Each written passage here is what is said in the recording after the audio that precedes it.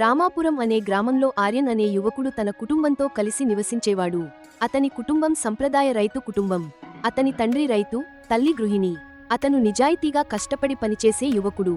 తన తండ్రికి పొలం పనిలో అప్పుడప్పుడు సహాయం చేస్తుండేవాడు. కానీ ఒక అలవాటు అతనిని ఎప్పుడూ బాధగా ఉంచేది. అది ఏంటంటే, ఇతరులతో తనకు తాను పోల్చుకోవడం. తాను ఎంత కష్టపడినా ఎప్పుడూ వారి పొలం పక్క పొలాల్లాగా బాగా ధాన్యాన్ని అందించేవి కావు. దాంతో ఆర్యన్ తన పొలం వైపు చూస్తూ, నాకేందుకిలా అవుతుంది, నా పొలం కూడా అలా ఉంటే బాగుండేది కదా అని అనుకునేవాడు. అతని స్నేహితుడు వరుణ్ చదువులో ఎప్పుడూ ముందుండేవాడు.